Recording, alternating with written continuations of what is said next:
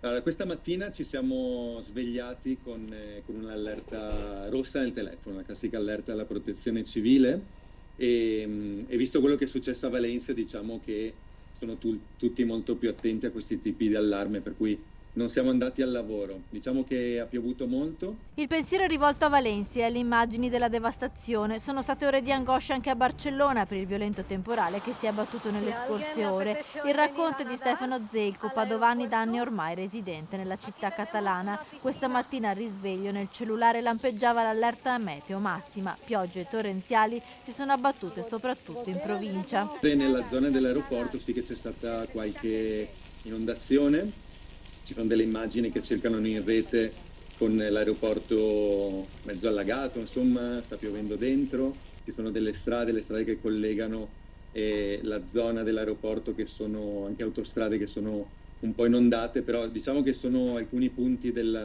soprattutto fuori città che hanno, no? Ci sono qualche tipo di problemi, insomma.